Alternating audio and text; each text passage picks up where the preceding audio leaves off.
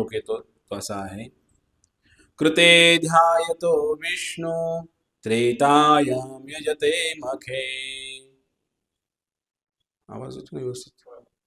कृते ध्यायतो विष्णू त्रेतायाम यजते मखे द्वापार्यां परिचर्यायां कलो तदहरी कीर्तना. चार युग आहेत. चार युग म्हणजे शाळेतल्या मुलांना जर विचार सांगतील ते काय, अश्मयुग, ताम्रयुग, अजून काय सांगू शकतात? असं काही नाही. चार युग वेगळी आहेत. आपल्याला माहिती आहे का चार युग कोणती कोणती आहेत? पहिलं युग आहे सत्ययुग. कृते ध्यायतो विष्णू. तर सत्ययुगामध्ये भगवान विष्णू यांच्या नावाने तप केलं जायचं, ध्यान लावलं जायचं. आणि ते ध्यान कसं लावलं जायचं? हिमालयामध्ये जाऊन किंवा एकांत स्थळी जाऊन, असं जिकडे काही व्यत्यय येणार नाही अशा ठिकाणी जाऊन लोक काय करायचे? भगवंतांना प्राप्त करण्यासाठी ध्यान लावायचे. ओ, किती वर्ष लावायचं? आयुष्यमान ही भरपूर होतं. आता मी सांगतो, सत्ययुगाचं जे आयुष्यमान आहे 1,00,000 वर्षाचं आयुष्यमान. म्हणजे माणूस किती जगायचा? 1,00,000 वर्ष जगायचा. आता आपलं 100 आहे की नाही? 1,00,000 वर्ष माणूस जगायचा सत्ययुगामध्ये. त्यामुळं मग तपस्या किती करायची? तर तपस्या करायची 20,000 वर्ष, 30,000 वर्ष, 40,000 वर्ष, 60,000 वर्ष. म्हणजे सत्ययुगामध्ये तपस्या त्यामुळे जास्त असायची. तुम्ही ऐकलंय की नाही? विश्वामित्राने किती 60,000 वर्ष तपस्या केली म्हणले, ऐकलेलं आहे आपण, बरोबर आहे की नाही? पण आता सत्ययुगामध्ये हे शक्य होतं कारण आयुष्यमान जास्त होतं आणि भगवंताला प्राप्त करण्यासाठी लोक तप करायचे, जंगलामध्ये जायचं आणि तपस्या करायचे. हे झालं सत्ययुग. आयुष्यमान पण भरपूर होतं आणि विधी काय होता भगवंताला प्राप्त करण्याचा? ध्यान करायचं, ध्यान करायचं, तप करायचं जंगलात जाऊन असं, आणि मग भगवंत प्राप्त. तुम्ही आठवते तुम्हाला ध्रुव बाळाची कथा आठवते? 6 महिने त्यांनी तपस्या केली मधुवनामध्ये यमुनेच्या काठी आणि मग भगवंत प्राप्त झाले त्यांना. म्हणजे तपस्या करून भगवंताला प्राप्त केलं जायचं. मग सत्ययुग झाल्यानंतर दुसरं युग आलं. कोणतं माहिती आहे का आपल्याला? बरोबर, त्रेतायुग. त्रेतायाम यजते मखे, म्हणजे यज्ञ केला जायचा. त्रेतायुगामध्ये काय करायचंय? मोठे मोठे राजसूय यज्ञ, अश्वमेध यज्ञ, असे अनेक यज्ञ केले जायचे आणि त्या यज्ञामध्ये आहुती दिली जायची. आणि यज्ञातनं मग भगवंत प्रसन्न झाले की मग यज्ञातनं भगवंत येणार प्रकट. यज्ञ पुरुष भगवान की. त्रेतायुगामध्ये तुम्हाला माहिती आहे प्रभू रामचंद्रांचे वडील कोण? दशरथ महाराज. दशरथ महाराजांनी सुद्धा यज्ञ केला होता. कशासाठी? पुत्र प्राप्त करण्यासाठी. त्याचं नावच त्या यज्ञाचं काय? पुत्र कामेष्टी यज्ञ. आणि त्या यज्ञामध्ये त्यांनी भरपूर आहुती टाकली आणि आहुती टाकल्यानंतर यज्ञातनं भगवान विष्णू प्रकट झाले खिरीची वाटी घेऊन. आणि त्यांनी ते पायस म्हणतात त्याला, पायस. ते खिरीची वाटी, ते पायस काय केलं? ते दिलं खायला त्या राण्यांना आणि मग त्यांना पुत्रप्राप्ती झाली. म्हणजे भगवंताला प्राप्त करायचं, यज्ञातनं भगवंत प्रकट व्हायचे. हा विधी कोणत्या युगात सांगितला मी? त्रेतायुगाचा. त्रेतायुगामध्ये ही गोष्ट घडायची की भगवंताला प्राप्त करण्यासाठी यज्ञ केले जायचे. मग त्यानंतर एक युग आलं त्रेतायुगानंतर. कोणतं? द्वापार. द्वापार्यं परिचर्यायाम. द्वापार युगामध्ये भगवंताला प्राप्त करण्यासाठी लोकांना मोठी मोठी मंदिर बांधा, सवळ्यामध्ये जावा, भगवंताची विशेष पूजा करा, शृंगार करा भगवंतांचा आणि विशेष पूजा करा. पूजा करून भगवंतांना प्राप्त केलं जात होतं द्वापार युगामध्ये. आणि द्वापार तसं आयुष्यमान पण सांगतो मी तुम्हाला. सत्ययुगाचं आयुष्यमान किती सांगितलं मी तुम्हाला? सर्वांनी बोला. 1,00,000. त्यानंतर कोणतं युग आलं? त्रेतायुगाचं आयुष्यमान किती? 10,000 वर्ष. एक शून्य कमी करायचा. त्रेतायुगात माणसं किती जगायचे? प्रभू रामचंद्र कोणत्या युगात झाले? त्रेतायुगातच झाले. प्रभू रामचंद्रांचा रामायणामध्ये काय उल्लेख आहे? 11,000 वर्ष प्रभू रामचंद्रांनी राज्य केलं. म्हणजे आता आपल्याकडे पण तसंच आहे ना. आता आपलं आयुष्यमान किती आहे सरासरी? 100 आहे. पण आपले पूर्वज किती जगायचे? 110, 120, 150 पर्यंत असं जगायचे. तसं प्रभू रामचंद्रांचं आयुष्यमान किती? 10,000 वर्षाचंच होतं. पण राज्य केलं किती वर्ष? 11,000 वर्ष. तर सुरुवातीला जास्त असतं, ढळतं असतं थोडंसं. जसं जसं संपत येईल तसं कमी कमी होत आहे. मग पुन्हा जे युग आलं द्वापार युग. द्वापार युगामध्ये आयुष्यमान किती? अजून एक शून्य कमी करा. 10,000 एक शून्य कमी केला किती झालं?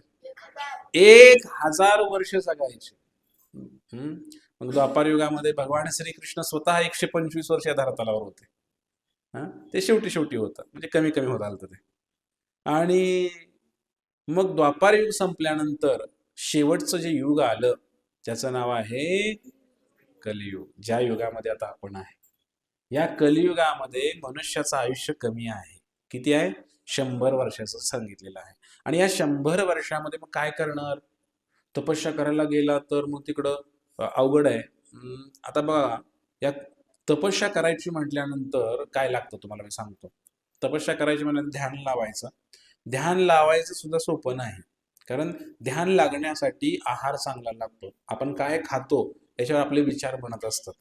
समजा आपण जास्त तिखट खाल्लं तर राग येऊ शकतोय, जास्त तिखट तेलकट खाल्लं तर रजोगुण वाढतो. म्हणून खाणं पण चांगलं लागतं आणि वातावरण पण शुद्ध लागतं. आता खाणं पण कलियुगामध्ये हायब्रिड झालं सगळं. खाण्यामध्ये काय म्हणजे सगळं संकरित झाल्यामुळे कस पण राहिला नाही आणि शुद्धता पण राहिली नाही खाण्यामध्ये.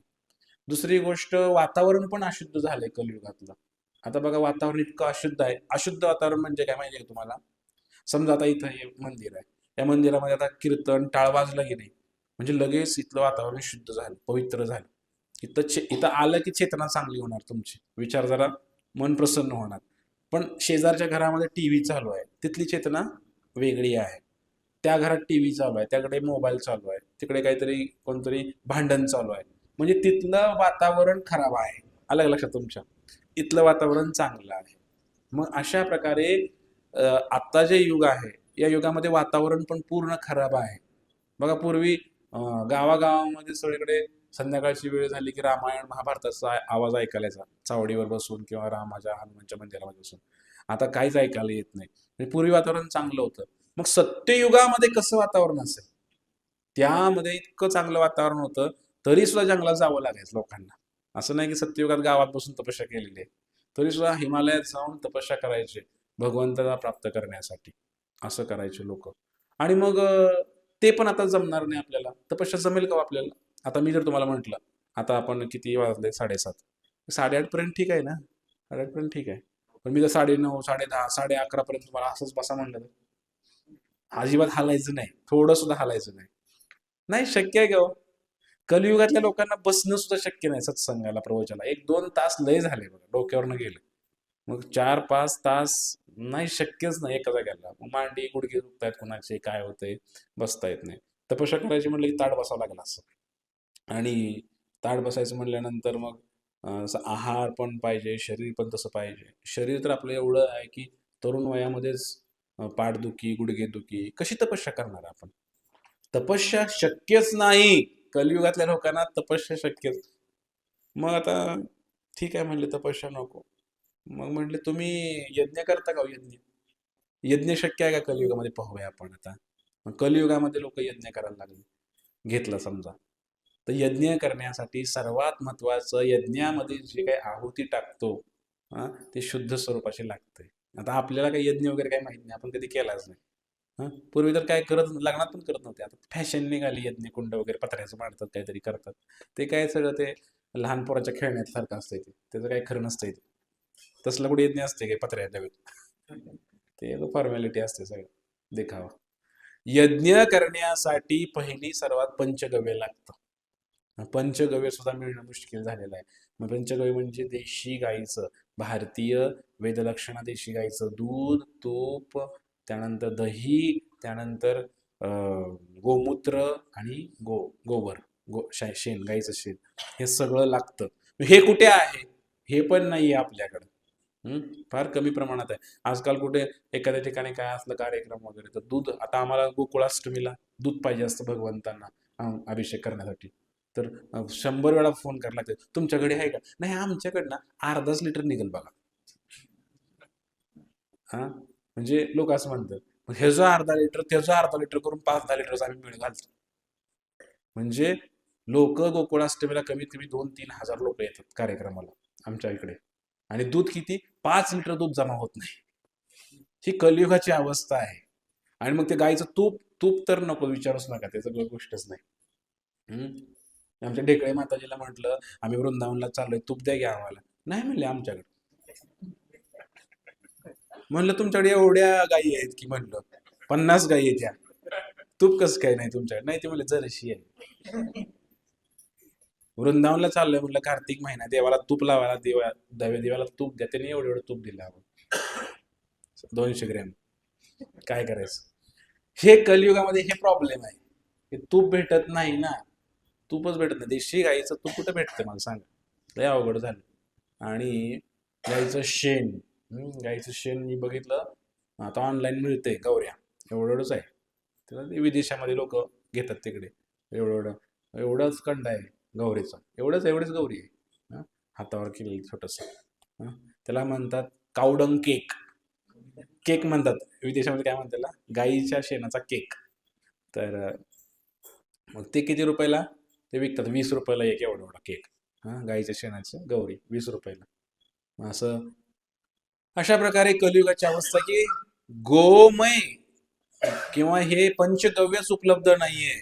दुसरी गोष्ट, गाईचं ते करण्यासाठी तूप किती लागतं?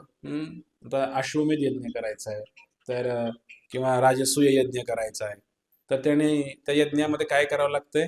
आहुती द्यावी लागते. असं म्हणलंय की तूप काय असं नुसतंच टाकायचं नाही. आपण कसं भागवायचा प्रयत्न करतो, भागवल्यानंतर कसं, यज्ञाचा पण नियम आहे की तुम्हाला एवढ्या प्रमाणामध्ये एवढं वस्तू टाकावी लागेल तर तो यज्ञ सक्सेस होतो. यज्ञ करणं म्हणजे काय हे मला तुम्हाला समजावून सांगायचं आहे. यज्ञ जर करायचा झाला तर त्यामध्ये सगळं प्रमाण असतं. पंचगव्य किती टाकावं, काय टाकावं, समिधा किती टाकावा, सगळं प्रमाण आहे ना. हत्तीच्या सोंडे एवढी धार सोडावं लागते तुपाची. आयो काय हे खरं सांगतोय मी तुम्हाला, हत्तीच्या सोंडे एवढी धार सोडावं लागते. म्हणजे सोडलेली आहे. जेव्हा अर्जुनाने पण युधिष्ठिर महाराजांनी केला होता राजसूय यज्ञ, मोठे अश्वमेध यज्ञ केलेले आहेत. विचार करा ना तुम्ही. आणि म्हणून आपण जेव्हा ह्या गोष्टी करतो हे शक्य होत नाही, यज्ञ करणं शक्यच नाही कलियुगात. आणि मग म्हटले मग काय, यज्ञाला ब्राह्मण बोलवायचा. ब्राह्मण कुठे आहे? यज्ञ करणारच नाहीये, तो पण एक प्रॉब्लेम आहेच की. ब्राह्मण जन्माने ब्राह्मण एखादा जन्माला आला ब्राह्मण कुटुंबामध्ये म्हणून त्याला ब्राह्मण म्हणता येत नाही. कर्माने ब्राह्मण होतो. एखाद्याचं कर्म चांगलं आहे तर तो ब्राह्मण आहे. ब्राह्मणासारखा राहतो तर ब्राह्मण आहे. पण ब्राह्मणाच्या कुळामध्ये जन्माला येऊन सुद्धा त्याच्याकडे ब्राह्मणाचे गुण नाही आहेत, बिड्या वडतोय, दारू पितोय, त्याला ब्राह्मण कसं म्हणायचं सांगा बरं? आणि म्हणून असे जे ब्राह्मण आहेत कलियुगातले, आमचे तर महाराज नेहमी सांगतात, एका ठिकाणी ते यज्ञाला गेले, तिथे ब्राह्मण बसला होता, असं टाकायचा स्वाहा स्वाहा, असं आहुती टाकायचा यज्ञामध्ये आणि मधनं झुरका मारायचा. बिडी पेटवली तर यज्ञालाच बिडी पेटवली, इकडे स्वाहा, इकडे बिडी फुकायचा. तर असे ब्राह्मण कलियुगामध्ये असे ब्राह्मण आहेत. ब्राह्मण पण शुद्ध नाही, त्यातलं टाकायचं समिधा पण शुद्ध नाही. त्यामुळे यज्ञ करणं हे कलियुगातल्या लोकांसाठी शक्यच नाही. ध्यान लावणं शक्य नाही. कारण बघा आता ध्यान, थोडं आपलं ध्यान आधीच कमकुवत आहे. त्यात थोडंसं आता कोणी इकडं ओरडलं गेलं की आपल्याला लगेच इकडे आवाज जाणार. लगेच म्हणजे ध्यान लावण्यासाठी फार त्याची मोठी प्रोसेस आहे, पण मी सांगितलेलं आहे. ध्यान शक्य, यज्ञ शक्यच नाही. आता तुम्ही ऐकलंय कधी यज्ञ झाला आणि यज्ञातनं देवता उत्पन्न झाले? ते दशरथ महाराजांच्या काळात ते आलं होते यज्ञपुरुष, विष्णू प्रकट झाले. त्यानंतर कधी काय ऐकलंय का तुम्ही? काय यज्ञातनं देवता उत्पन्न? शक्यच नाही. आणि यज्ञाला काडेपिटी चालत नाही. काडेपिटी चालत नाही पहिली गोष्ट यज्ञ पेटवायला. सगळ्यात महत्वाचं. मग कशाने पेटवायचं? मंत्राने.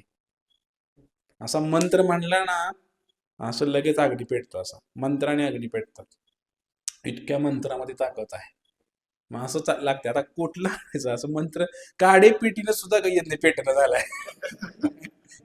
तर मंत्र म्हणून, मंत्र म्हणला की अग्नी पेटणार असं मनाने ऑटोमॅटिक. ही प्रोसेस आहे, यज्ञ करण्याची प्रक्रिया आहे. पण हे सगळं कलियुगामध्ये शक्य नाही. मग आलं द्वापार युग.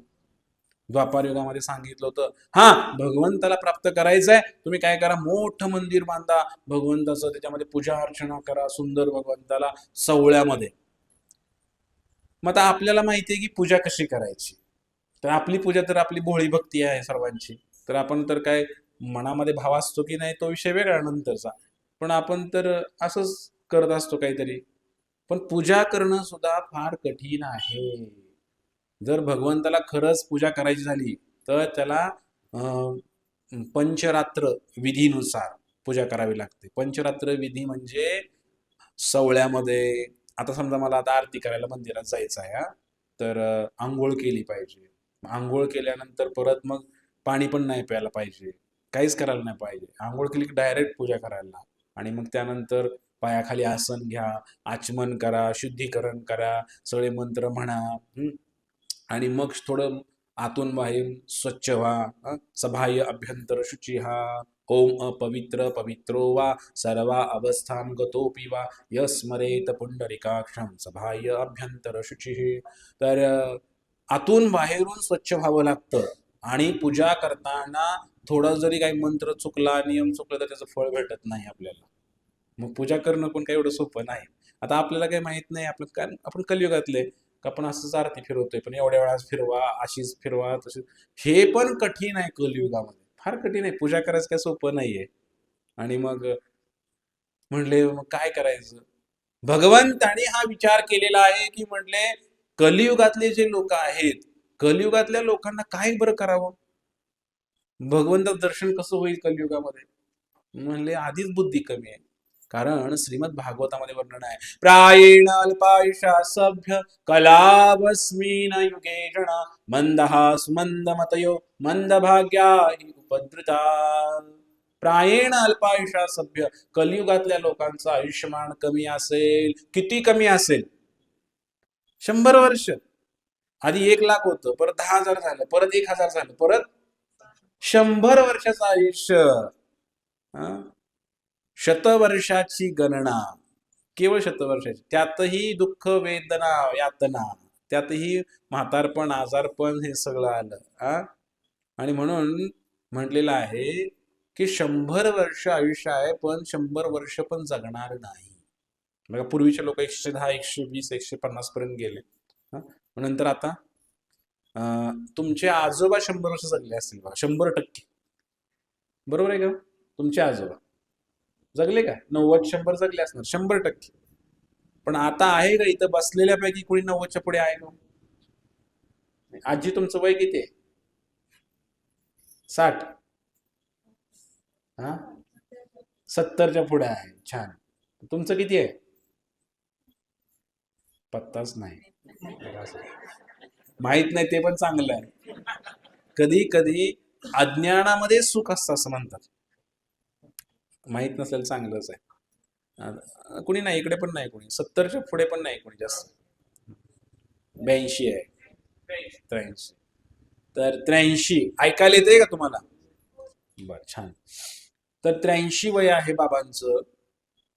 पण आता बघा, फार 80च्या पुढे तर गाडी जात नाही आपली.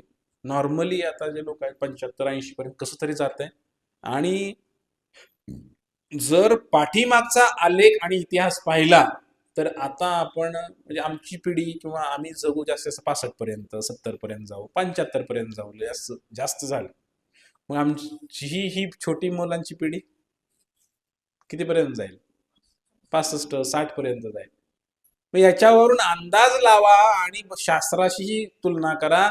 शास्त्र सांगतंय की एक दिवस असा येईल की कलियुगाच्या अंतकाळी लोकांचं आयुष्यमान 15 वर्षाचा म्हातारा, 12 वर्षाचा म्हातारा. आता हसू येते आपल्याला, पण हे शक्य आहे किंवा हे असंच आहे. कारण पूर्वी होतं ना, म्हातारा म्हणजे तेव्हा पण हसले होते लोक. असं एक प्रवचन झालं असेल आणि तिथं 110ची माणसं बसली, इकडं इकडं 200 लोक, 120 वाले बसले, कुणी 100 वाला बसले. आणि प्रवचनवाल्यांनी सांगितलं असेल 60 वर्षाचा म्हातारा, मग तेव्हा पण हसले असतील लोक. 60 वर्षाचा म्हातारा कुठं असते? आता तुम्ही काय हसताय? 15 वर्षाचा म्हातारा म्हणलं की हसताय. पण हे होणार आहे. हळूहळू हळूहळू उंची कमी, आयुष्य कमी, बुद्धी कमी. सगळंच कमी कमी होत आहे आपलं. आणि म्हणून सगळंच दयाभाव कमी होतोय, सगळ्याच गोष्टी, तपस्या कमी होते, ध्यान कमी होतं, सगळ्याच कष्ट करण्याची वृत्ती कमी होते, सगळंच कमी होतं. कलियुगाचा प्रभाव आहे. मग काय होतंय की कलियुगामध्ये एवढ्या समस्या आहेत की लोक जगणारच 60-70 वर्ष आणि शेवटी परत एवढं होणार. मग कधी तपस्या करणार आणि काय करणार?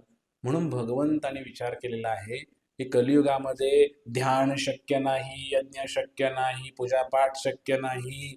मग काय करायचं?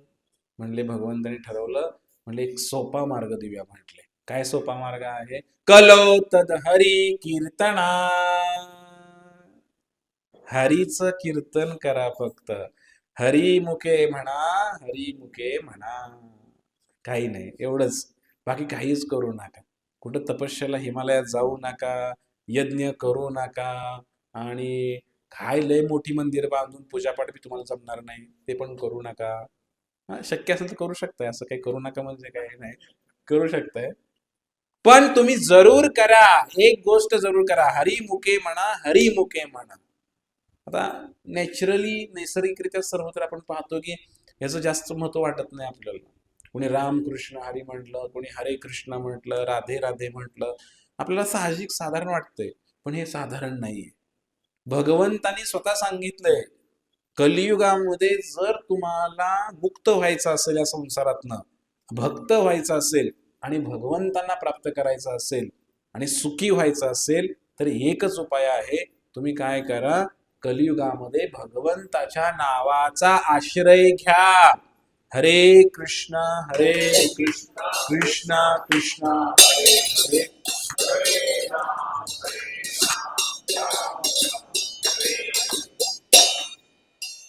भगवंताच्या नावाचा आश्रय घ्या म्हटले. म्हणजे बघा, मग तुम्ही म्हणाल की मग आता हे नाव जे आहे हे भगवंताचं नाव आहे, राम कृष्ण हरी वासुदेव पांडुरंग. तर भगवंताचं नाव म्हणजे पुरेसं आहे का? हो, पुरेसं आहे. दुसरं काही करायची गरज आहे का? काहीच करायची गरज नाही, काहीच करायची गरज नाही.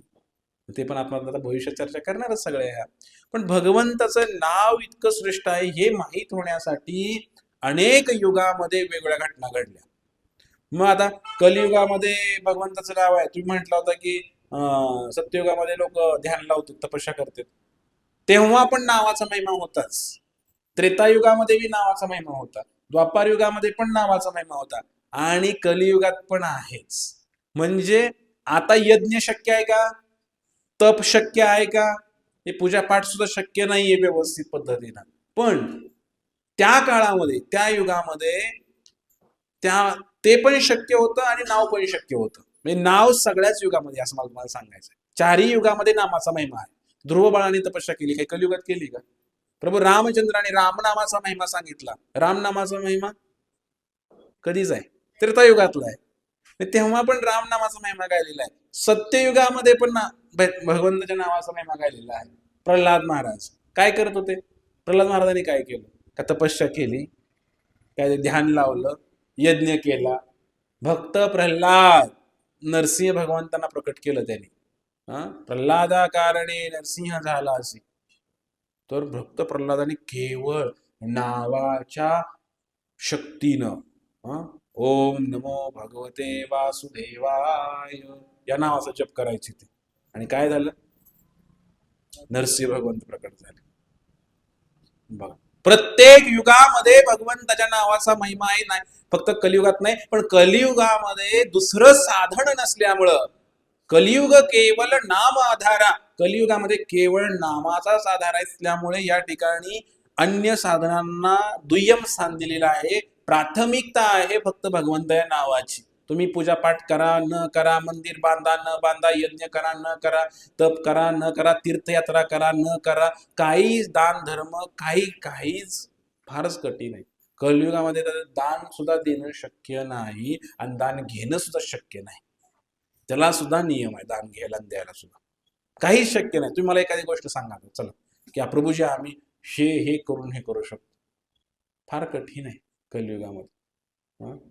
एखाद्याला म्हणलं की तुळस आपण लावतो, तुळशीची सेवा करून सुद्धा भगवंताची प्राप्ती होऊ शकते. गायीची सेवा करून सुद्धा भगवंताची प्राप्ती होऊ शकते, नुसत्या गायीची सेवा करून. पण ते पण शक्य नाही कलियुगामध्ये. आहे का शक्य? हा? मी बऱ्याच ठिकाणी बघतो, आता तुळशी पहिले चांगले लावायचे. आम्ही बघितलं आमच्या आजोबांच्या घरापुढे एक तुळशीचं वृंदावन होतं. ते केवढं होतं माहितीये का? ह्या घरा एवढं. माझ्या डोळ्यांनी मी लहानपणी बघितलेलं आहे की एवढं कट्टा होता, एवढा पहिला कट्टा एवढा, त्याला चढायला पायऱ्या दगडाचं बांधलेलं, त्याच्यावर दुसरा कट्टा आणि वर तुळशीचं वृंदावन होतं मोठं, आणि त्याच्यावरती वर असं एक लिंबाचं झाड होतं मोठंच्या मोठं जुनं. म्हणजे एवढं सुंदर तुळशीचं वृंदावन घातलेलं त्यांनी. आजकालचे लोक तर तुळशीला कुठं ठेवतायत? हा, तुळशीला काही जागा नाहीये, आणि मग घरापुढं लावतेत आणि कुत्रे येऊन पाय वर करून प्रोग्राम करून जातात सगळे तुळशीवरती. मग तुळशीची सेवा करणं शक्य आहे का आपल्याला? फार कठीण आहे. हा, तुळशीला काय लागतं, कसं लागतं, काय. आणि शहरामध्ये तर आता काही एवढ्या छोट्याशा कुंड्यामध्ये गॅलरीत बाल्कनी ठेवतात कुठतरी तुळशी महाराणी. फार सेवा करावी लागते, फार त्याचा विधी आहे. कलियुगातल्या लोकांना काहीच शक्य नाही बघा, मला तर वाटतं. तुळशीची सेवा करणं सुद्धा आपल्याच्यानं होणार नाही, गायीची सेवा करणं सुद्धा आपल्याच्यानं होणार नाही. केली तर होऊ शकते, पण कठीण आहे फार. म्हणून पण भगवंताचं नाव घ्यायला काही समस्या. मला थंडी वाजते, मी काही नाव घेत नाही बाबा, लई थंडी सुटली आता नाव नाही घेत मी. असं होऊ शकतंय का? थंडीचा नावाचा काही संबंध आहे का? फार गरम होतंय मला, मी आता नाव घेत नाही, असं काय होतंय काय? नाव घ्यायला काय कुठल्या वाराचा नाही? आज वार कुठला? सोमवार आहे, मी आता आज नाव घेत नाही. सोमवार आहे, मी आता नाव घेत नाही. हं? काय नाव, कुठली एखादी अशी आठ सांगा, कंडिशन सांगा की नाव घ्यायला प्रॉब्लेम येते. नाही नाही, मी आता आंघोळ नाही केली, मी आता देवाचं नाव घेत नाही. नाही, न धुवावे तोंड न लगे आंघोळी, तुकाराम महाराज म्हणले तोंड धुवायची गरज नाही, आंघोळ करायची गरज नाही, तुम्ही भगवंताचं नाव घ्या. म्हणले अहो शौचाला गेलं वगैरे, काही गरज नाही म्हटली. हा, आंघोळ करून एखाद्या आसनावर बसून स्वच्छतेनं भगवंताचं नामस्मरण केलं तर 100% फायदा होणार आहे, चांगलाच होणार आहे. पण एखाद्याने आंघोळ जरी नाही केली, काही जरी नाही केलं, एखाद्या अशुद्ध अवस्थेमध्ये जरी तुम्ही नाव घेतलं तरी सुद्धा काही हरकत नाही, कुठेही नाव घेऊ शकता. आणि कलियुगातले लोक तर आहेत व्यस्त, इतके व्यस्त आहेत, इतके व्यस्त आहेत की त्यांना त्या ठिकाणी काही जरी सांगितलं तर म्हणतात, "हो महाराज, वेळ नाही, हो वेळ नाही, मरायला वेळ नाही" म्हणतात. मर की एकदाशी, वेळच वेळ परत. मरायला वेळ नाही, सत्संगला बोलवलं येत नाही. आता घरी काय मोबाईलवर बसले असतील का? घरी काय आता रामायण लिहायला लागलेत काय? व्यस्त असायला काय? एखादा ग्रंथ लिहित असेल तर त्याला व्यस्त म्हणू शकतो आपण.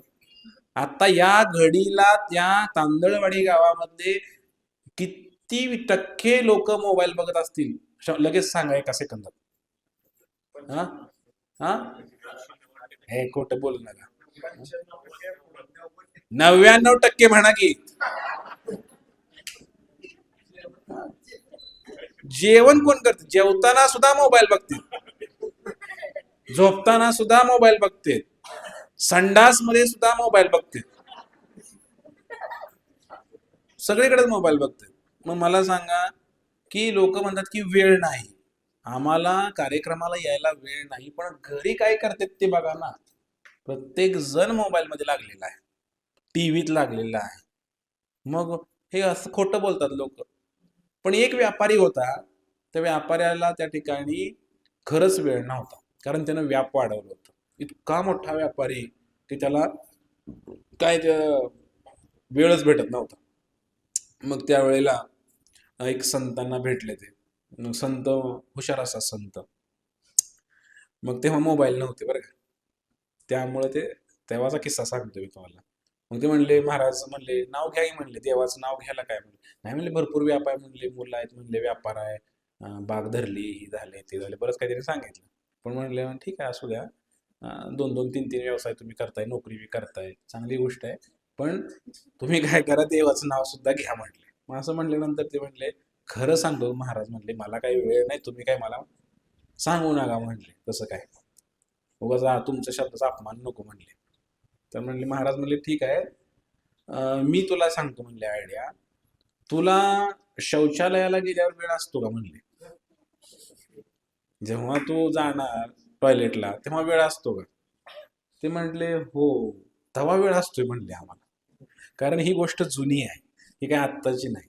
आत्ताचे टॉयलेट एवढे तुम्हाला सांगतो फॅसिलिटी आहेत, तर आपल्याकडे नाही अजून आहे, पण तुम्ही युट्यूबला वगैरे बघू शकताय की टॉयलेटमध्ये टॉयलेटमध्ये असं तुम्ही असं स्क्रीन लावलेत लोकांनी, स्क्रीन. तेवढा तरी वेळ वाया घालवायचा कशाला? टॉयलेटमध्ये टीव्ही आहे, बसून बघायचा टीव्ही. टॉयलेटमध्ये फोन सुद्धा आहे. हा, आणि फोन तर घेऊन जाता त्याचा आहे इमर्जन्सी कॉलसाठी. काय टॉयलेटमध्ये अनेक गोष्टी लोकांनी ठेवलेल्या आहेत. न्यूजपेपर वाचते, पूर्वीच्या काळामध्ये न्यूजपेपर वाचायचे टॉयलेटमध्ये बसून असे. तेवढा तरी वेळ कशाला वाया घालवायचा? म्हणजे असं लोक करायचे. आजकाल मोबाईल बघतात, मोबाईल असल्यावर सगळंच गायबच झालंय सगळं म्हणा. मग टॉयलेटमध्ये गेल्यानंतर वेळ असतो का? ती म्हणली आईला महाराज खरंच हुशार आहे बरं का म्हणले, बरोबर हुडकून काढले म्हणले. मग त्याला काहीच बोलता येईना. म्हणले ठीक आहे, टॉयलेटमध्ये गेल्यानंतर मी देवाचं नाव घेतो म्हणले. म्हणले ठीक आहे. म्हणजे गेले टॉयलेटमध्ये आणि एक एक अक्षरी मंत्र दिला त्या. कारण आता नवीन लोक आहेत ना, त्याला मोठा हरे कृष्ण म्हणल्यावर त्याला यायचं नाही म्हणले. मी म्हणला सोपं सांगा मला, सोपं, त्यात बी सोपं सांगा म्हटलं काय. ते म्हणले एक अक्षरी मंत्र घे म्हणले. हा काय? श्रीराम. काय मंत्र दिला? मग तो श्रीराम श्रीराम श्रीराम श्रीराम म्हणायला लागला. आणि मग कुठं असं टॉयलेटमध्ये बसून म्हणायचं, टॉयलेटला गेला की म्हणायचं. एकदा हनुमान चिरंजीव आहेत, 8 चिरंजीव आहेत, त्यामध्ये हनुमानजींचं पण नाव आहे. मग हनुमानजी आकाशातून निघाले होते आकाश मार्गाने, आणि आकाश मार्गाने निघाल्यानंतर हनुमानजी ना आवाज आला कानावरती. काय आवाज आला? श्रीराम श्रीराम श्रीराम. मग हनुमानजीने विचार केला, माझ्या प्रभूचं नाव कोण घेते? त्यांना इतका आनंद झाला. हनुमानजी तुरंत खाली उतरले आणि हनुमानजी शोधायला लागले, कुठं दिसते बघा राम नामाचा आवाज कुठं. कारण जिकडे जिकडे भगवंतांचं कथा कीर्तन होतं, राम नामाचा जप होतो, तिकडे मारुतीराया उपस्थित असतात. इथे सुद्धा मारुतीराया उपस्थित आहेत. तर मारुतीरायांचं सगळीकडे जिकडे भगवंत आहे तिकडे भगवंताचे दास, सर्वात मोठे दास उपस्थित आहेत. मग ते म्हणले ठीक आहे, शोधूया म्हणले कुठून राम नाम येते. त्यांनी पहिलं बघितलं, हॉलमध्ये गेले असतील, हॉलमध्ये काही नाही. किचन मधून पण गेले, किचन मध्ये पण काही नाही. बेडरूम मध्ये गेले, तिकडं पण काही नाही. कुठनं आवाज त्यांना काही कळेना. आणि मग त्यांनी बघितलं, असं सांगतोय तुम्हाला समजण्यासाठी, तिकडे किचन बेडरूम नव्हतं. तर सगळीकडे शोधलं पण काही आवाज येईना. आणि मग त्यांनी बघितलं की एका कोपऱ्यामधून आवाज येतोय. हनुमानजी तिकडे गेले आणि हनुमानजींनी बघितलं त्या कोपऱ्यातनं आवाज येतोय. हनुमानजींनी खटखटलं, कोण आहे तिकडे? ते आतला जो माणूस होता त्याला त्याने पाहिलं. हनुमानजींना एवढा राग आला, म्हणले माझ्या प्रभूचं नाव, एवढं पवित्र नाव, हा माणूस अशा अवस्थेमध्ये घेतोय टॉयलेटमध्ये बसून, शौचालय करताना, शौचक्रिया करताना तो माझ्या प्रभूचं नाव घेतोय. तू येच म्हणले बाहेर, आत तुला बघतो. अशी गदा होती हातामध्ये हनुमंताच्या. आणि मग तिकडून आले ते बाहेर आला घाबरत माणूस. आणि जसा आला, हनुमंतानी एक कानाखाली ठेवली. पुन्हा जर असं केलं तर बघ म्हणले, माझ्या प्रभूंचं नाव, एवढं पवित्र नाव तू अशा अशुद्ध ठिकाणी घेतोय. व्यवस्थित बसायचं म्हणले, आसन घ्यायचं, नामस्मरण करायचं म्हणले, अशा ठिकाणी तू नाव घेतोय म्हणले, तुला काही लाज आहे की नाही? अहो ते म्हणले माझी काय चुकी, मला एका संतांनी सांगितलं म्हणले. कोण संत बिंत काय मला माहित नाही म्हणले, असं नाव घ्यायचं नाही म्हणले पुन्हा. मग प्रभू रामचंद्र गेले अयोध्येला. अयोध्यामध्ये भगवान रामचंद्र त्या ठिकाणी राजसिंहासनावर बसलेले आहेत. प्रभू रामचंद्र दररोज प्रसन्न असतात, पण आज मात्र प्रभू रामचंद्र दुःखामध्ये आहेत आणि काहीतरी टेन्शन मध्ये असल्यासारखं दिसलं. आणि भगवान रामचंद्राने खाली मान घातलेली आहे आणि चिंताक्रांत होऊन गालाला हात लावून बसलेले आहेत प्रभू. मग त्याने बघितलं, हनुमंत जसे पोहोचले आणि हनुमंताने पाहिलं प्रभू रामचंद्रांना. म्हणले प्रभू प्रभू प्रभू काय झालं? म्हणले तुमचा हा दास इथे उपस्थित असताना तुम्ही चिंता करण्याचं काय कारण आहे म्हणले? तुम्ही एवढी चिंता कशाला करताय म्हणले? काय टेन्शन आहे मला सांगा म्हणले. एका चुटकी सरशीच गायब करतो म्हणजे तुमचं टेन्शन. प्रभू रामचंद्रांनी गालावरचा हात काढला, गाल सुजला होता भगवंताचा. प्रभू रामचंद्रांचा गाल सुजला होता, लाल भडक झाला होता. मग हनुमंतांना टेन्शन आलं, कोणी केलं म्हणे, काय झालं तुम्हाला सांगा म्हणे. लगेच हनुमंतांनी गदा काढली. कोण आहे तो, काय कोणी मारलं म्हणे तुम्हाला. भगवंताला कोण मारतंय. पण हनुमंतांना इतका राग आला. प्रभू रामचंद्र म्हणाले म्हणाले माझा एक भक्त शौचक्रिया करत असताना टॉयलेटमध्ये जाऊन माझ्या नावाचा जप करत होता, त्याला जाऊन त्याला एका भक्ताने कानाखाली मारली म्हणे. परंतु जो माझं नाव घेतो त्याला काहीच होऊ शकत नाही, त्याला मारलेली कानाखाली मला लागली म्हणली. ती मी माझ्यावर घेतली म्हणली भगवंत. म्हणजे मारलं होतं त्याला, लागलं कोणाला. तुम्हाला समजतंय का काय?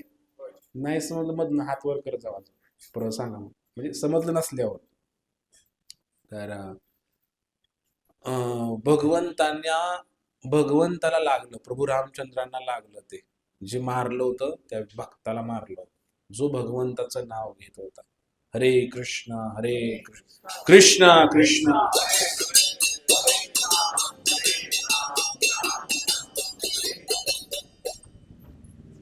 काय सांगितलेलं आहे, भगवंताचं नाव घ्यायला कोणतीही आट नाही. किती सोपं आहे की नाही. याचा अर्थ तुम्ही टॉयलेटमध्ये जाऊन नामस्मरण करा असं मी म्हणत नाही. तुम्ही म्हणा आम्ही पण लय व्यस्त आहे म्हणणार, बरं झालं सांगितलं तुम्ही. टॉयलेटमध्ये 10 मिनिटं तर असतात की, एखादी माळ तर होऊ शकते की. तर असं माझं म्हणणं नाही. पण एखाद्याने केलंच तर अपराध नाही. तुकाराम महाराज हे तर नित्य नामस्मरण करायचे, नित्य नेम. ते प्राणी दुर्लभ आहेत. कोण? जे नित्य नियमाने नामस्मरण करतात. तुकोबा राय नित्य नियमाने नामस्मरण करत होते, आणि नामस्मरण करत असताना झोपले तरी नामस्मरण, उठले तरी नामस्मरण, आणि शौचक्रियाला गेलं तरी नामस्मरण चालू असायचं. कारण नित्य नेम, ज्याला सवय झाली ना नावाची. एखादा बघा, एखादा आपल्याकडे मुलगा असतो किंवा असा कोणी व्यक्ती असतो, सारखं शिवाय देतात. त्याला आपण काय मराठी काय म्हणतो, शिवीशिवाय पाणी पित नाही. खरंच काय काय बोलताना सर आईला माईला चालू असायचं सारखं बोलताना, ते सवयच लागली असेल बोलताना, बरोबर आहे का. आता आमच्या कसं सारखं हरी बोल हरे कृष्ण, हरी बोल हरे कृष्ण हे चालू असते, कारण ते बोलण्यात बसले ना आता. तसं ते सारखं शिवीशिवाय. तसं तुकाराम महाराजांना नाव घेतल्याशिवाय चैन पडत नव्हती. अंगात भिनलं होतं तुकोबारायांच्या नाव, सगळं हाडात घुसलं होतं, हाडात. नाव हे हाडात घुसावं लागतं, नंतर सांगेन मी तुम्हाला. आता कुठं आपल्या डोक्यात सुद्धा घुसलं नाही अजून, कुठंच नाही. ओठात तोंडात सुद्धा गेलं नाही नाव अजून आपल्या. हाडात कसं घुसवायचं नंतर सांगतो. पण तुकाराम महाराज काय करायचे की नाव घेण्यासाठी टॉयलेटला गेले तरी पण नाव घ्यायचे. मग तथाकथित ब्राह्मण लोक होते, ते सगळे त्यांना त्रास द्यायचेच, त्यांचा नियमच होता. मग काय बाथरूम लागले तुला, तो सोडणार नाही तुला, ताड बस.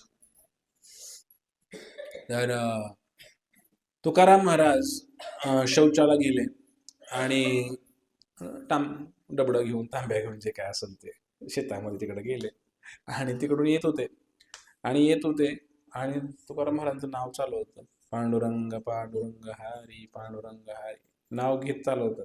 आणि अचानक काय झालं, ते काही ब्राह्मण लोक तिकडे आले, आणि त्याने तुकोबारायांना अडवलं. अरे तुक्या म्हणले, काय तू म्हणले सगळा धर्म पाठवला आपला म्हणले, देवाचं पवित्र नाव चांगलं व्यवस्थित घ्यायचं असतं म्हणले, हे काय तू म्हणले अशी आंघोळ केली नाही, टॉयलेटला गेलाय, नाव घेतोय म्हणले देवाचं. तुला पांडुरंजन काय सगळं नाटक चालू आहे म्हणले तुझं, म्हणले बंद कर म्हणले ते नाव घ्यायचं देवाचं.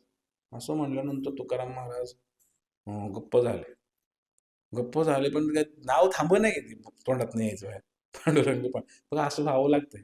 आता आपल्या पुढे जर कोणाशी बंदूक धरली तर आपण लगेच बंद करणार घ्यायचं, आपलं भिनलं नाही ना. पण तुकाराम महाराजांनी थांबवना, त्यांनी प्रयत्न केला तोंड बंद करण्याचा, पण तोंडच बंद होईल तुकाराम महाराजांचं. जीभ हालायची सारखी, जीभ हालायची. थांब म्हणले, तू काय आता ऐकत नाही. त्या ब्राह्मणाने तुकाराम महाराजांची जीभ अशी बाहेर ओढली आणि जीभ अशी पकडली. जीभ पकडा बरं, अशी कसं बोलणार जीभ पकडल्यावर, बोलताच येत नाही.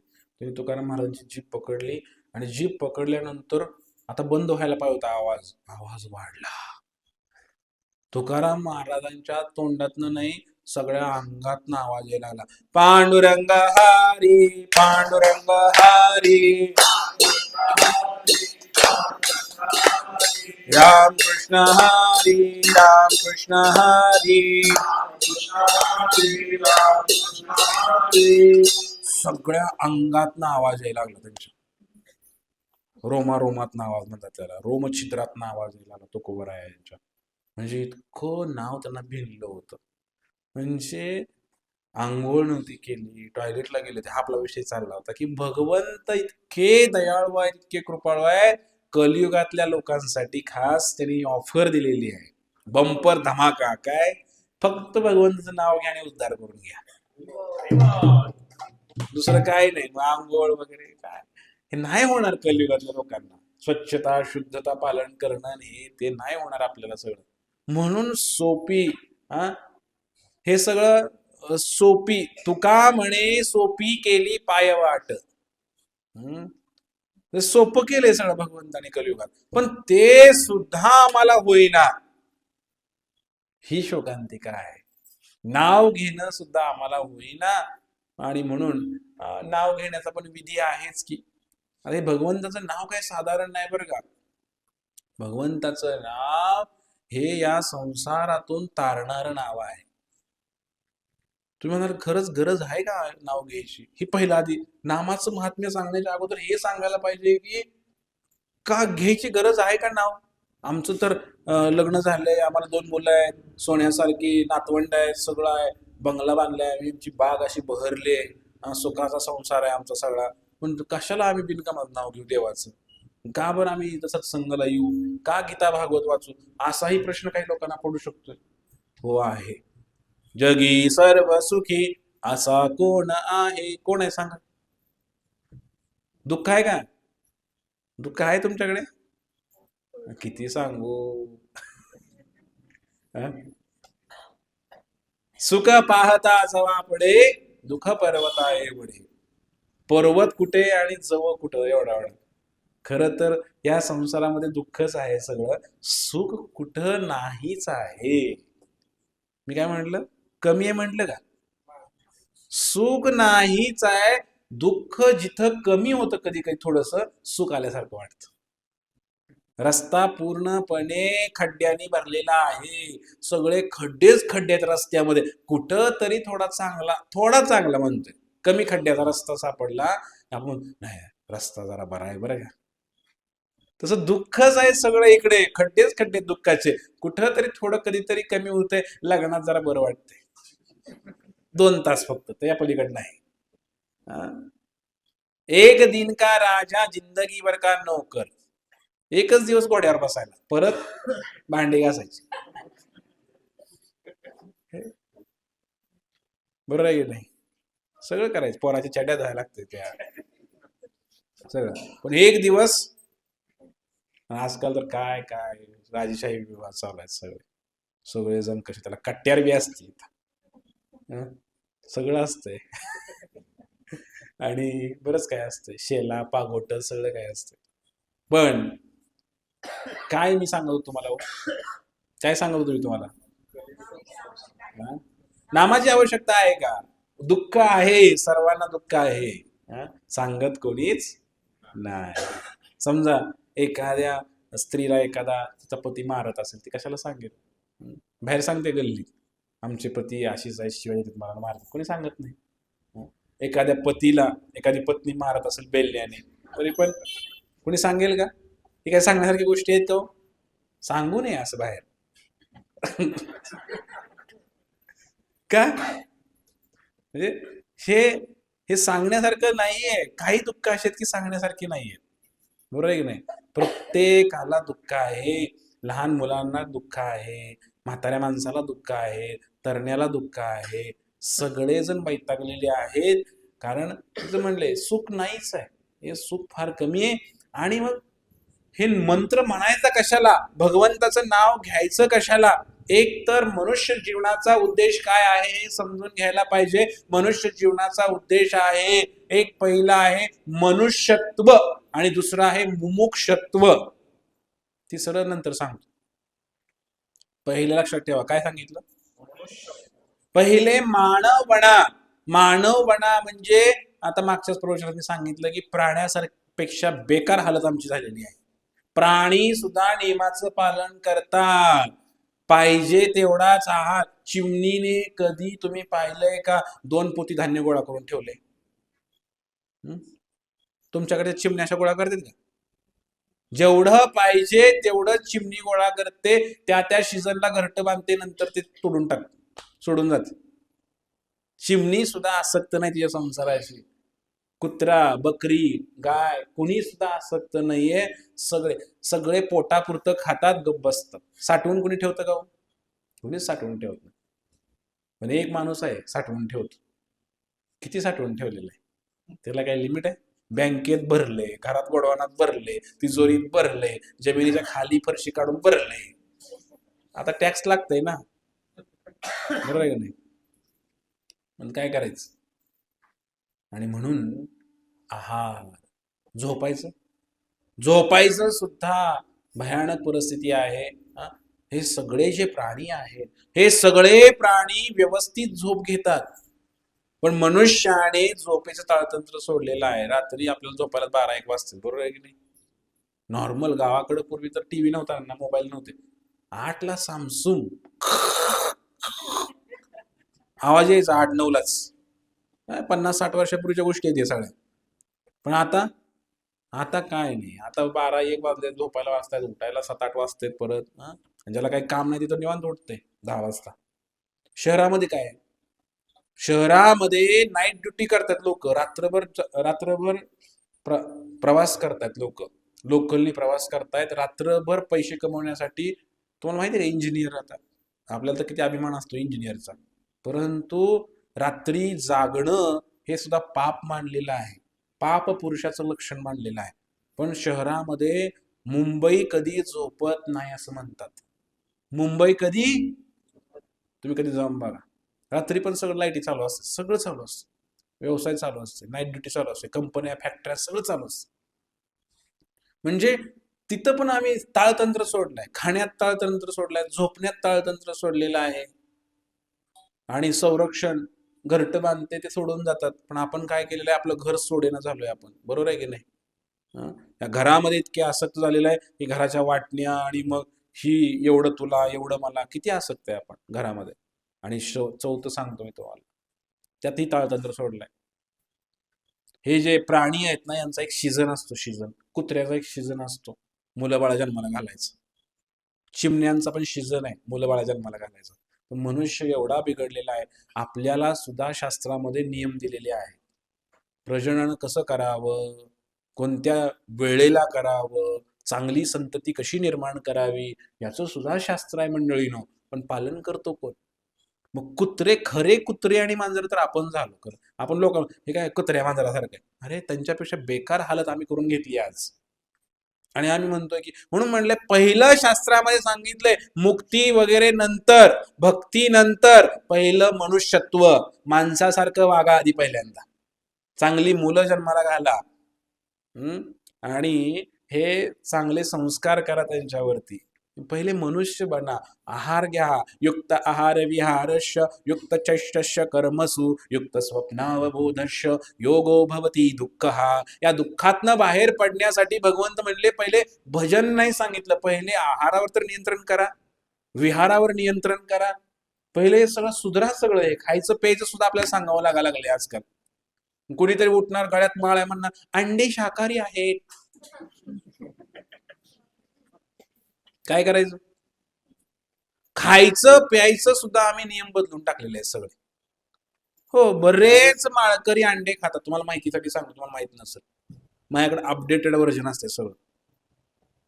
लोकांनी काय मनाला वाटेल तसं करतात. म्हणून शास्त्रामध्ये पहिलं सांगितलेलं आहे मनुष्यत्व. पहिलं माणूस बना, आणि त्यानंतर मग विचार करू मुमुक्षत्व. मुमुक्षत्व म्हणजे मग मुक्तीचा मार्ग, भक्तीचा मार्ग, देवाचं नामस्मरण, हे नंतर बघू की. पहिले तुम्ही माणसासारखं वागायला तर पाहिजे आधी. तुम्ही म्हणाला आम्हाला काय माणसासारखं वागायला येत नाही. हो, शास्त्र उघडा, मग लक्षात येईल. गीता भागवत उघडा, मग लक्षात येईल की आम्ही माणसासारखं पण आचरण नाही करत आहे. आणि आजकाल तर एवढं भयानक आहे, तुम्हाला सांगतो, रस्ता विचारला तर सांगत नाहीत लोक. तुम्ही आता इथं ठीक आहे, आता आम्हाला विठ्ठल मंदिर माहित नव्हतं पहिल्या दिवशी, तर आम्ही विचारत आलो, तर लगेच ती माणसं घराच्या बाहेर येऊन सांगतात, महाराज इकडे इकडे वळा, इकडे वळा. आणि बारकी पोरं सुद्धा पुढे येऊन सांगितलं लगेच, हो महाराज इकडे इकडे इकडे, तिकडे कुठं चाललाय, वरडून ओरडून सांगतात की इकडं आहे मंदिर म्हणून. पण तुम्ही जर मुंबई पुण्याला गेला, बेंगलोरला, हैदराबादला गेला, आणि तुम्ही जर कोणाला विचारलं हे कुठं आहे वाम काम ठिकाण, बघून नाव घेणार करतात, बोलत नाहीत लोक. म्हणून पहिलं मनुष्यत्व धारण करावं लागेल. लोक मनुष्यच नाहीत, माणसंच नाहीत. पहिल्यांदा आपण माणसासारखं नाही वागत आहे आपण. आणि शहरामध्ये तर अशी अवस्था आहे, काडेपिट्यासारखी घरं आहेत, आणि शेजारच्या फ्लॅटमध्ये, शेजारच्या घरात कुणी मरून जरी पडला तरी त्याला काही घेणं नाही. वास सुटायला लागला, वास सहन होईना, मग ते पोलिसांना फोन लावतात, आमच्या शेजारच्या फ्लॅट मधून थोडासा वास येतोय, आणि बरेच 10-15 दिवस झालं बंद आहे फ्लॅट, काही गडबड तर नाही ना. मग पोलीस येतात, दरवाजा तोडतात, आतमध्ये एखाद्याने आत्महत्या केलेली असते, मर्डर झालेला असतो, त्याला बाहेर काढतात. काही देणं घेणं नाही. शेजारी कोण राहतो हे सत्य मी सांगतोय तुम्हाला, सत्य शहरामध्ये माहित नसते लोकांना. तुम्ही कधी जाऊन बघा, तुमचे पाहुणे रावळे असतीलच कुठेतरी मुंबई पुण्याला, शेजारच्या फ्लॅटमध्ये, खालच्या फ्लॅटमध्ये कोण राहतो काही डिटेल त्यांच्याकडे नाहीये, किंवा आमच्या शेजारी कोण आहे, हम दो हमारे दो, हमारा एक, हम दो ही चालू आहे, लिव्ह इन रिलेशनशिप. काय करायचं, लग्नच करायचं नाही, एकत्र राहायचं. मग असं कोण राहतं? कुत्रे सुद्धा एकनिष्ठ आहेत की. पण आपण बिघडलो, म्हणून म्हटलं पहिलं मनुष्यत्व धारण करायला लागेल, मग मुमुक्षत्व, मनुष्य बनायला लागेल. म्हणून हे मनुष्यत्व आणि नंतर मुमुक्षत्व. मुमुक्षत्व तर मध्ये संत शिकवतील, ऐक विचार वगैरे करू आपण नंतर त्याचा. पण म्हणून सगळ्यात महत्वाचं भगवंताचं नाव घेतलं पाहिजे, कारण संसारातनं मुक्त होण्यासाठी मनुष्य जीवन भेटलेलं आहे. कुत्रा म्हणू शकत नाही हरे कृष्णा, म्हणू शकतोय का? चिमणी म्हणू शकते का हरे कृष्णा? हे मग आपल्याला बोलता येतंय, म्हणून आपल्याला भगवंतानी हे शरीर दिलंय. मनुष्य जन्म नरदेह दुर्लभ जाण, शतवर्षाची गणना. काय म्हटले, नरदेह दुर्लभ आहे, अतिशय दुर्मिळ आहे. 84 लाख योनी संपल्यानंतर, म्हणजे एका योनीमध्ये एकदा जन्म झाला, दुसऱ्या योनीमध्ये एकदा, एक जन्म कुत्रा, एक जन्म मांजर, एक जन्म चिमणी, एक जन्म हत्ती, एक जन्म डुक्कर, एक जन्म झाड, एक जन्म काय काय काय काय, असं नाही. तुकाराम महाराज म्हणले, एक जन्मच नाही, एक एक योनी कोटी कोटी फेरा, मग लाभला मनुष्य जन्माचा वारा. एकाच योनीमध्ये करोड करोड वेळा फिरलो. कुत्रा किती वेळा झालो असेल, काही गणना नाही. 1 करोड वेळा कुत्र्याचा जन्म, 1 करोड वेळा मुंगीचा जन्म, 1 करोड वेळा डुकराचा जन्म, 1 करोड वेळा माकडाचा जन्म, 1 करोड वेळा हत्तीचा जन्म, 1 करोड वेळा काय काय असे जीव आहे. 84 लाख जलजाणव लक्षाणी स्थावरम लक्ष विंशती कृमयो रुद्र संख्या का पक्षिणाम दशलक्षाणाम, अनेक प्रकारचं वर्गीकरण आहे. 84 लाख योनीमध्ये फिरून फिरून फिरून करोड जन्म घेतल्यानंतर आता हा मनुष्य जन्म भेटलेला आहे. एवढं सोपं नाही. आणि या मनुष्य जन्म झाल्यावर काय केल्यावर, हा मनुष्य जन्म भेटला, तू काय केलं रे, असं तुकोबाराय प्रश्न विचारतायत. जन्मा येऊन काय केले? मुद्दलच बुडवले. काय केलं? मुद्दल बुडवले म्हणजे काय हो? मुद्दल माहिती आहे का तुम्हाला? मुद्दल म्हणजे जी बँकेत आपण ठेवतो की नाही, त्याला काय म्हणतात? मुद्दल असते. ते मुद्दल म्हणजे त्याचं व्याज येते. हा, मग समजा मुद्दलच खाल्लं तुम्ही सगळं, तर व्याज येईल का हो? हळूहळू त्या मुद्दलांना संपवलं सगळं, व्याज कुठून येणार? तसं मनुष्य जन्म म्हणजे हे ठेव आहे, हे मुद्दल आहे. अनेक अनेक जन्म भेटल्यानंतर पुण्य केलं, कुठंतरी काहीतरी संत संग लाभला, काहीतरी झालं, पुण्य सुकृती भेटली, बहुता सुकृतांची जोडी म्हणून विठ्ठले आवडी, आता हा जन्म भेटला या ठिकाणी, अनेक अनेक जन्मानंतर हा जन्म भेटला, म्हणजे मुद्दल आहे आता मनुष्य जन्म. ते मुद्दलच गायब केलं, म्हणजे मनुष्य जन्म संपवला तुम्ही. मनुष्य जन्म संपवला, काहीच केलं नाही या मनुष्य जन्मामध्ये. म्हणून म्हणले, जन्मा येऊन काय केले? मुद्दलच बुडवले. बुडवून टाकलं, ते मुद्दलच बुडवून टाकलं. म्हणजे काय, आता व्याज येणार, म्हणजेच पुन्हा जन्म मनुष्याचा हा जन्म अखेरचा, पुन्हा जन्म नाही, हा जन्म पुन्हा नाही. बस एवढंच लक्षात ठेवा. म्हणून मग जन्म पुन्हा नाही तर मग पुन्हा काय, पुन्हा दुःख यातना भरपूर. मनुष्य जन्मामध्ये तर थोडं दुःख आहे हो. हा, एखाद्या कुत्र्याला लागलं तर कुठं हॉस्पिटल आहे का, जाता येते का त्याला, सांगा बरं. मुंगीला काय पाय पडला तर काय करायचं नाही, काहीच करता येत नाही, बोलता येत नाही. इथं बोलू तरी शकतोय, चार माणसाबरोबर दुःख व्यक्त करू शकतोय, पण अशा काही योनी आहेत, काहीच करता येत नाही मंडळीनो. भयानक योनी आहेत अशा.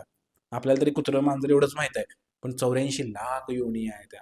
झाड आहे, झाड सुद्धा ऊन वारा पाऊस, तो पण आत्मा आहे बरं का, आत्मा आहे. मग ते सुद्धा एका जाग्याला सगळं सहन करतंय झाड. आणि मग बोलता येते का झाडाला हो? बारकी पोरी येऊन दगड मारते ती झाडाला. हं? काय काय बोलता येते का? उलट काय करता येते का? काहीच करता येत नाही. किती भयानक योनी आहेत. आणि आपल्याला आता जन्म भेटलाय, मग काय करायला पाहिजे आपण, ह्या दुःखातनं त्याला पूर्णविराम देण्यासाठी एवढाच जन्म आहे. कुत्र्याच्या जन्मामध्ये भक्ती करू शकत नाही. जर आता तुम्हाला हे सगळा व्यवसाय सगळं गुंडळायचं आहे, तुका म्हणे लाभ होय तो व्यापार, असा व्यापार करा, 100% लाभ झाला पाहिजे. असा लाभ झाला पाहिजे की भगवंताचं धाम गाठलं पाहिजे. तुम्ही जर पुन्हा म्हटलं तर पुन्हा नाही, एवढी संधी आहे. हा जन्म शेवटचा जन्म असं समजायला पाहिजे, मनुष्य जन्म. आणि म्हणून मग कसं काय उद्धार होऊ शकतो आमचा, तर भगवंताचं नाव घेऊनच उद्धार होऊ शकतो आपला सर्वांचा. एक गोष्ट मी तुम्हाला सांगतो, मनुष्य जन्मात येऊन काय केलं पाहिजे, आणि मी थांबतो कारण वेळ झालेला आहे. एकदा एक गाव होतं, आणि त्या गावामध्ये ही गोष्ट आयुष्यभर लक्षात ठेवा, ध्यानपूर्वक ऐका सर्वांनी. त्या गावामध्ये एक प्रथा होती. एक राजा होता, आणि त्या राजाला त्या ठिकाणी अनेक लोक सगळे एकत्र यायचे, आणि एक राजा बनवला जायचा तिकडे. पण एक गोष्ट तिकडे अशी होती की 5 वर्षानंतर जो कोणी राजा बनेल त्या नगराचा, 5 वर्ष ठेवायची त्याला. आणि 5 वर्षानंतर एक मोठा नदी होती, त्या नदीमध्ये मोठमोठ्या मगरी आणि सुसरी होत्या. तर ह्या सुसरी आणि मगरीने भरलेल्या या नदीमध्ये ढकलून दिलं जायचं त्याला 5 वर्षानंतर, कंपल्सरी. फक्त 5च वर्ष राजा, असं त्यांनी ठरवलं. आणि मग म्हणले, राजा व्हायला असं कोणी तयारच व्हायचं नाही लवकर. मग एक व्यक्ती शेजारच्या गावामधला तिकडे आला, आणि त्याने हे ऐकलं की 5 वर्ष राजा राहता येईल तुम्हाला, पण 5 वर्षानंतर तुम्हाला ढकलून दिलं जाईल नदीमध्ये. आणि मग म्हणले, ठीक आहे, मी राजा बनतो म्हणले. मग ते राजा बनले, त्या नगराचा राजा बनले. मग सगळे म्हणले, काय वेळ आहे म्हणले, 5 वर्ष मजा मजा करायच्या पेक्षा आयुष्यभर निवांत राहू ना, गरीबात गरीबी राहू ना, राजा बनायची काय गरज आहे, वेळ आहे म्हणले निवड. मग 5 वर्ष पूर्ण झाले. 5 वर्ष पूर्ण झाले त्याला राज्य करून, आणि 5 वर्षानंतर त्याला सगळं गाव रडायला लागलं की राजा लय चांगला होता, किती पहिले एवढे राजे होऊन गेले पण कोणी सुद्धा सुधारणा केल्या नाही त्या. पण ह्याचं सरकार आल्यापासून सगळं रस्ते बिस्ते चकाचक, सगळीकडे लाईट दिवा बत्ती सगळं काय, कसं एक राम राज्य आल्यासारखं वाटत होतं आम्हाला. आणि असा राजा निघाला, सगळ्यांना दुःख झालं, पण राजा मात्र हसत होता.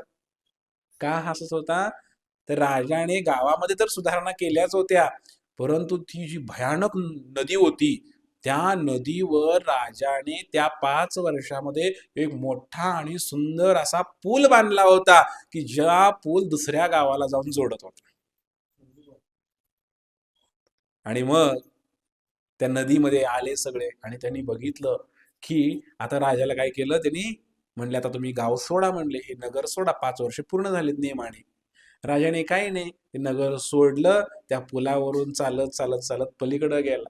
ना त्याला मगरीने खाल्लं ना सुसरीने खाल्लं. आणि दुसऱ्या गावामध्ये गेला, त्या गावामध्ये सुद्धा त्याने सुंदर महाल बांधून ठेवला होता आधीच. ह्या राज्यातलं धन घेऊन त्यांनी त्या राज्यामध्ये सुद्धा सुंदर महाल बांधला होता. तिकडं जंगल होतं पूर्वी, तर त्या जंगलामध्ये एक नवीन वसाहत निर्माण केली होती. आणि सुंदर असं आदर्श गाव बनवलं होतं राजाने. आणि पुन्हा जाऊन तिकडं पण तो राजाच झाला.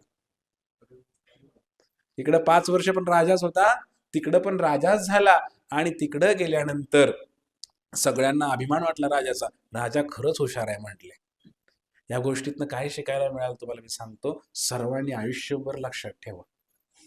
आपल्याला सुद्धा त्या राजाला कसे 5 वर्ष मिळाले की नाही, तसे आपल्याला सुद्धा जे काही 50, 60, 70 वर्ष मिळालेले आहेत मंडळींनो.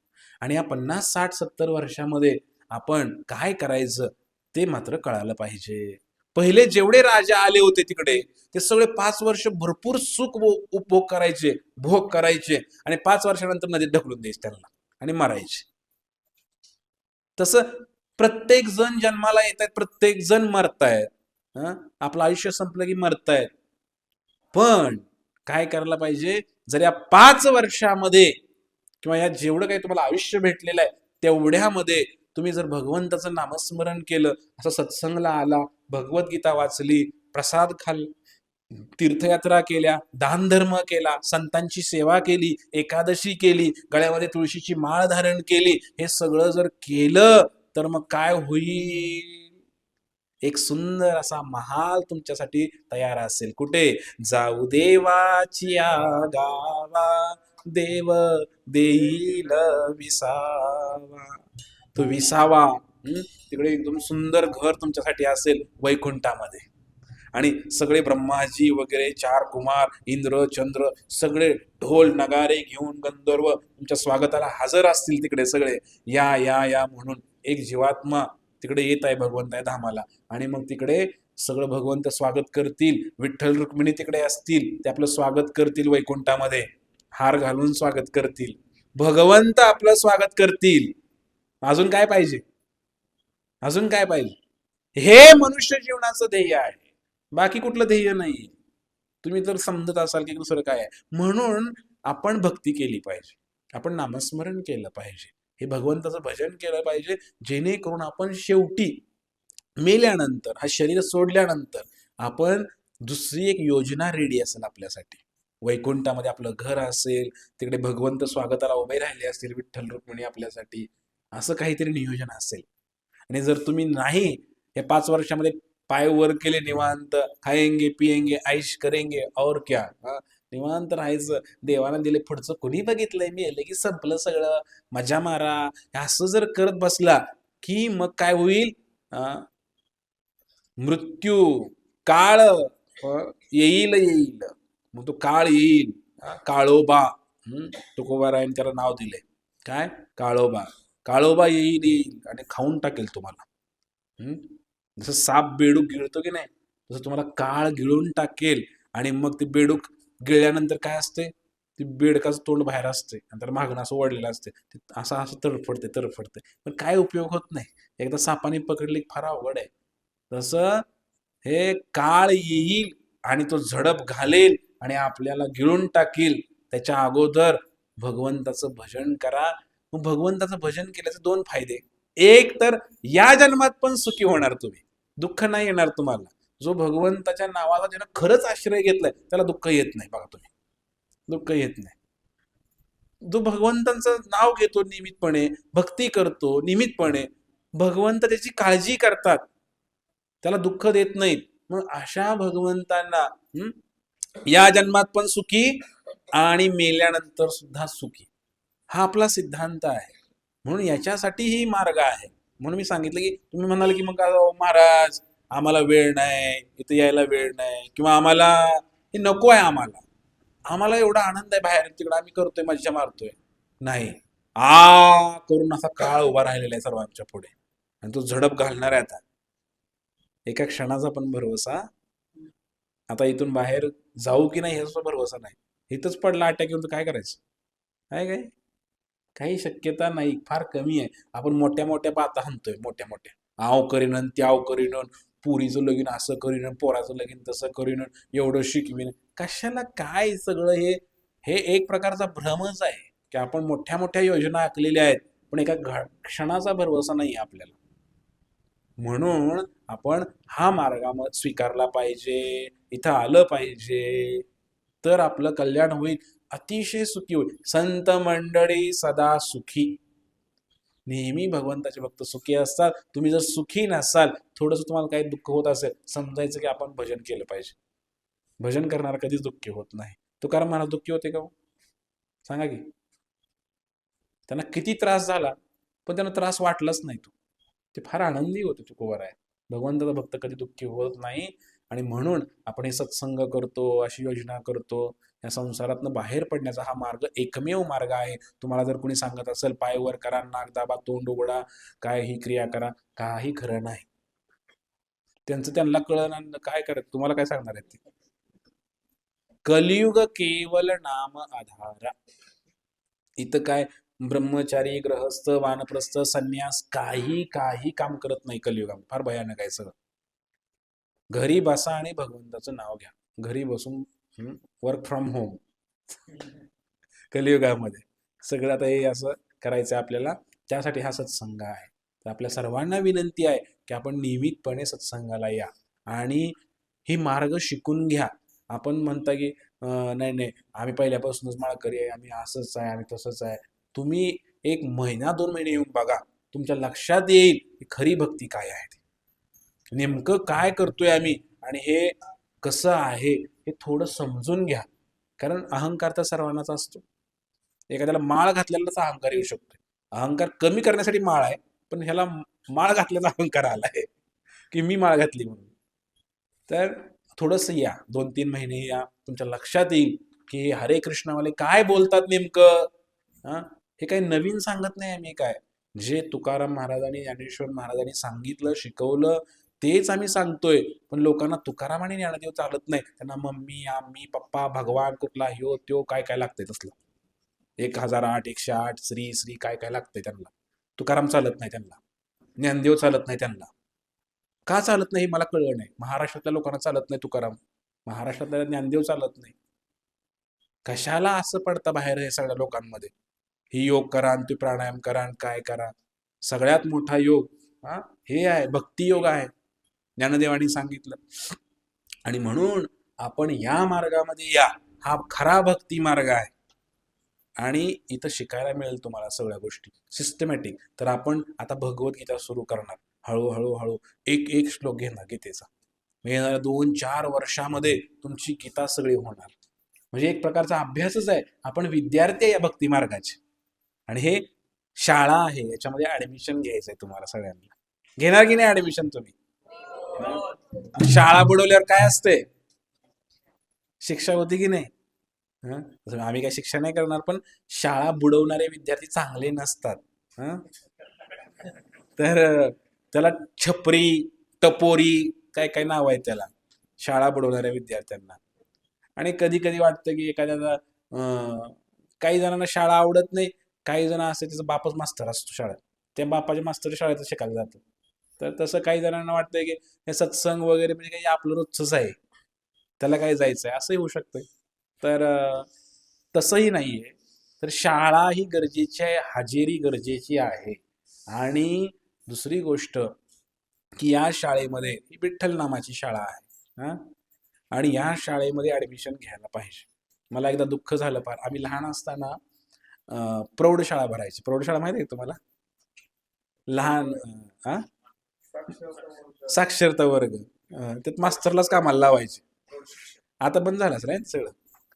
पहिलं आम्ही लहान असताना आम्ही बघायचो की ते रात्रीच्या वेळेला ते दिवसभर बिचारे कष्ट करून यायचे, शेतामध्ये खुरपून येते, कोणी दार धरून येते आणि संध्याकाळी पाटी पेन्सिल आणि ते म्हाताऱ्या लोकांना शिकवायचे, ब क शिकवायचे. प्रौढ साक्षरता वर्ग. मला इतकं दुःख झालं. आता ते मला आठवल्यानंतर दुःख झालं. मला तेव्हा चांगलं वाटलं, म्हणलं यांना शिकायला भेटते. मग म्हणलं बिचारे दिवसभर कष्ट करतात, रात्री येऊन कुठेतरी मंदिरामध्ये रामायण महाभारत ऐकायचं सोडून त्यांना अवबक शिकवायला लागली. दुनिया उलटी चालली ना, आपल्याला ते चांगलं पण वाटतंय हो. कारण आपण खऱ्या मार्गामध्ये नाही. खऱ्या भक्ती मार्गामध्ये जर तुम्ही आला तर तुम्हाला समजेल की काय चाललंय. आता त्या म्हाताऱ्यांचं वय झालंय, पिकलं पान कवा गळून पडलं सांगता येत नाही. आणि त्याला अबक शिकून काय करायचंय? त्याला रामायण महाभारत ऐकू द्या, कथा ऐकू द्या, नामस्मरण वाढवू द्या. जीवनाचा उद्देश तो आहे हो. त्या अबक शिकायला मनुष्य जीवन भेटलंय का? तर असंही लोक काय काय करतात ना. म्हणून आपण खऱ्या मार्गामध्ये या. तर हा एक चांगला शुद्ध परंपरेचा मार्ग आहे. हे हरे कृष्ण आंदोलन हे एक चांगलं आंदोलन आहे आणि याच्यामध्ये शुद्ध भक्ती शिकवली जाते बिना काही मिक्स करता. बाकीच्या ठिकाणी काय तुम्हाला काय करायचं करा, नुसतं प्रवचनालय आणि आजकाल तर कथा कीर्तन तुम्हाला माहितीच आहे पैशावरच चालले सगळे, चालेल की नाही? तशा कथा कीर्तनाने हे स्वच्छ होईल का हृदय आपलं? हा? ते पैसे ते घेणार निघून जाणार, तुम्ही पैसे दिले म्हणणार, हा, आणि झालं, हा एक व्यवसाय झाला ना सगळा. त्यामुळे कथा कीर्तनाने हृदय शुद्ध होईना झाले. ते पैशासाठी कथा करतेत, तुम्हालाही तुमचा कार्यक्रम करायचा असतोय, मोठा महाराज आणता तुम्ही तुम्ही देता. मग ह्याच्यामुळे काय होतंय माहिती का? हा, काहीच होत नाही खरं तर, नुसता वेळेचा अपव्यय आहे.